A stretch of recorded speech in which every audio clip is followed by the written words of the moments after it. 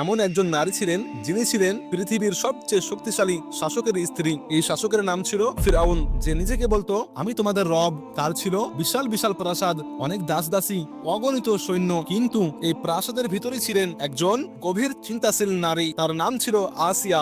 একদিন নীল নদে একটি ঝুড়ি ভাসতে ভাসতে এলো। ঝুড়ির ভিতরে ছিল একটি ছোট্ট শিশু। ফিরআউন বলল এই শিশুকে হত্যা করে ফেলো, কিন্তু আসিয়া বললেন না, এই শিশুকে আমি বাঁচাবো, এই শিশু আমার চোখের শান্তি হবে। এই শিশুই ছিলেন হযরত মূসা আলাইহিস সালাম। মূসা নবী বড় হতে লাগলেন, তিনি আল্লাহর কথা বলতে লাগলেন। তিনি বলতেন আল্লাহ তাআলা এক আর তিনি সত্য।